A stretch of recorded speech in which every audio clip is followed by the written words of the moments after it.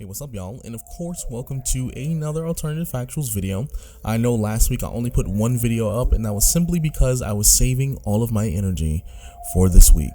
And as you already know, the reason why I'm saving all my energy for this week is for one reason, or one event, and that's simply Crisis on Infinite Earths that's taking place over the course of 5 episodes in the CW universe. Well, technically I would say 6, just because Black Lightning's episode was heavily involved with the whole Crisis event in terms of how they approach that episode, which I will be discussing in this video as well, plus a few of the concepts.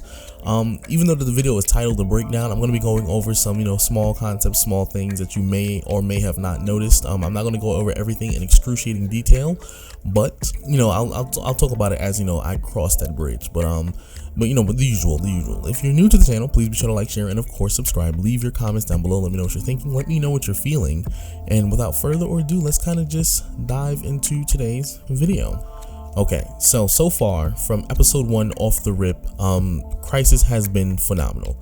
And before I dive into any details, I'm letting you know right now, exactly 1 minute and some change into the video, that this is going to be spoiler heavy. So if you have not seen the episodes, the first 2 episodes of Crisis or Black Lightning, I would absolutely recommend you stop, right here, watch the episodes on the CW app or, on TV, wherever you can get it, and then come back to this video so that way you're not ruined. But okay, the Crisis, I've actually enjoyed it very much. I think it's the best out of all the other crossover events, because the other crossover events seem a little random, but obviously they served a higher purpose, just to introduce the characters to each other so that way they have a basis in which they're familiar with each other for an event like this. Because I'm pretty sure they've been planning Crisis for almost 10 years. I'm pretty sure, like, when they initially made the Arrowverse, or when they initially made the Arrow Flash, and then once Supergirl became a thing in Legends, I'm pretty sure this is what they thought to do with a huge massive Crisis event, where after the relative success of the first one, they was like, okay, cool, let's make another event, obviously, but also we should have one big major event.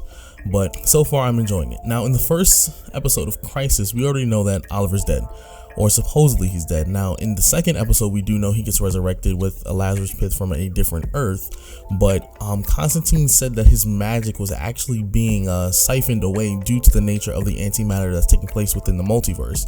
So that kind of does correlate with some aspects of magic when it comes to the DC universe, where even in Doomsday Clock, where Dr. Manhattan kind of confirmed that basically magic is remnants of the creation of other universes and stuff like that that's lingering in the multiverse or in the universe, and basically magic users are able to harness that energy and expel it in various different forms because it is cosmic energy. So that does make sense, and that does track with DC Comics overall. But in the first episode, like I said, it was very straight to the point.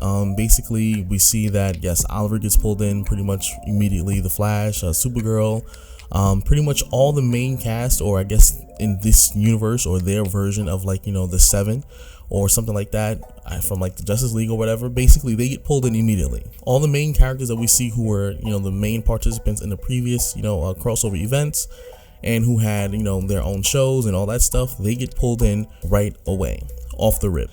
And you see that the fight scenes is pretty decent. They're pretty good, and they're not amazing, because more or less the first episode told more or less a foundation of it. But also we got confirmation that Nash Wells, he was the one who actually ended up freeing the Anti-Monitor by accident. So in a lot of ways, he was a reason why this whole Crisis even started in some way, shape, or form. We also know that basically Lila, she still is herself technically, but she is just being used as a way for, I guess, the Monitor to kind of progressively change things or prevent the Anti-Monitor from taking over, even though in episode 2, we did see that she's having some interactions with the Anti-Monitor because he has been calling her or calling to her for a while. So that's very interesting as well. We got Lex Luthor from the Supergirl show. I've never really caught up with that. I saw the first 2 seasons, but I didn't see anything related to Lex Luthor as of yet. I gotta kind of catch up on the show.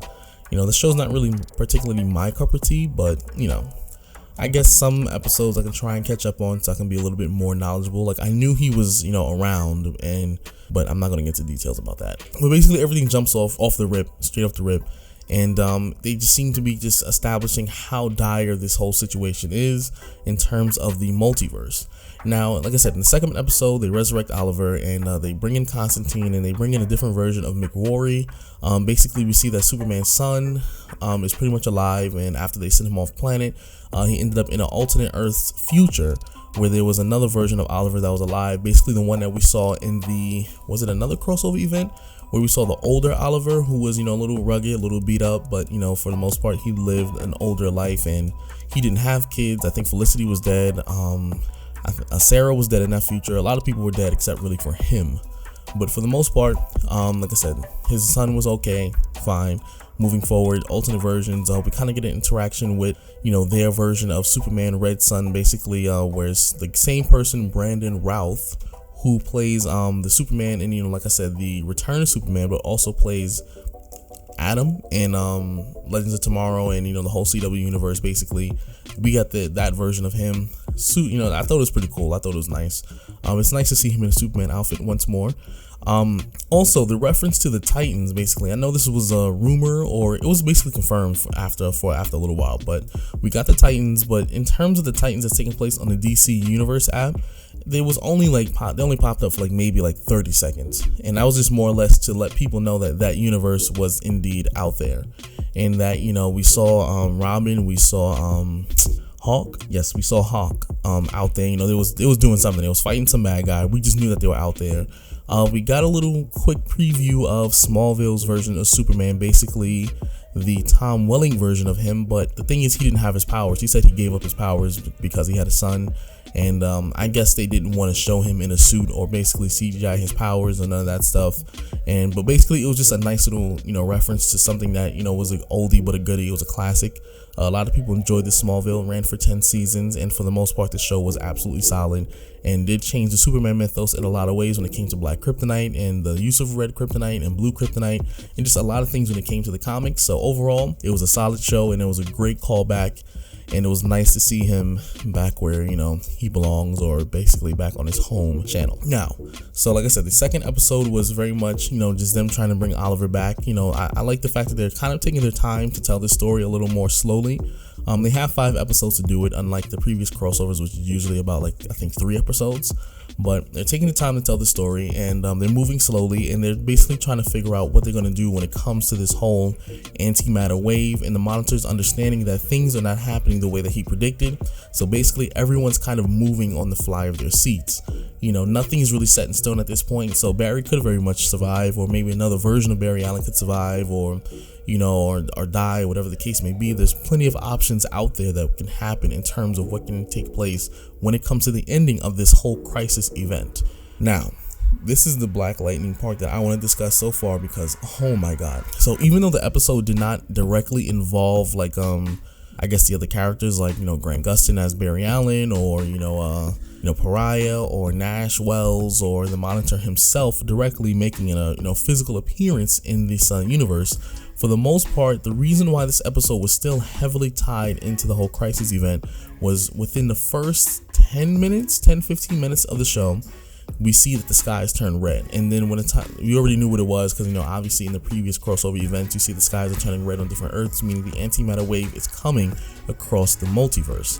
So we see this, and then the skies turn red, and the first person who is absolutely affected or who is susceptible to this antimatter wave is Jennifer.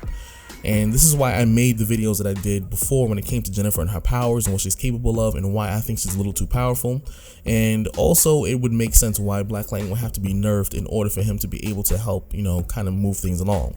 So because Jennifer's cells not only generate energy, but her body itself is pure energy, the antimatter energy had a direct effect with her, which was causing her to phase into multiple Earths, and she was seeing multiple realities that involved people of the same abilities as her, basically different versions of herself. Now, even though the episode didn't focus on the antimatter wave itself and the whole crisis event in particular, it focused more or less on her character, and it's still tied into the basically the timeline or the story of what Black Lightning really was trying to tell throughout the whole course of these events.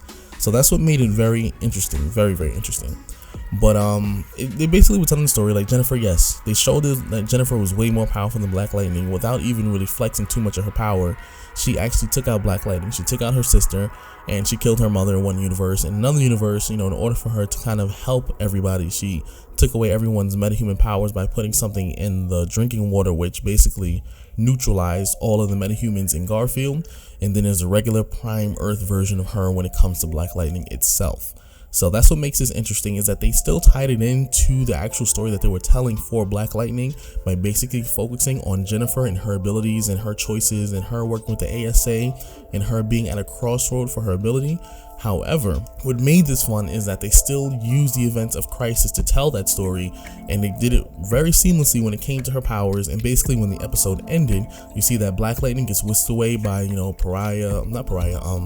basically by either Lila or the Monitor. One of those two whisked him away, obviously, because we're going to see him in the next episode, I believe tomorrow, in which I'm recording this because it's probably going to get uploaded a little late today, but for the most part we're probably going to see this tomorrow.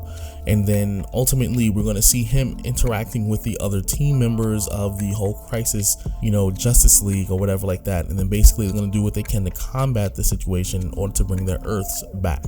So this is what made things very interesting. Like I said, this is not a super in-depth breakdown, but just a little bit of a diet breakdown so that we can understand like how certain events played out and how they affect the others. And obviously with Oliver being kind of risen back but not necessarily having his soul back, we're going to see that he might have a part to play in this, and eventually he might get his soul back only to die again, or something else may happen and maybe he may not die, or vice versa, whatever the case may be. But if you're new to the channel, please be sure to like, share, and of course subscribe. Leave your comments down below. Let me know what you're thinking. Let me know what you're feeling, and I hope to see you later on. Peace out.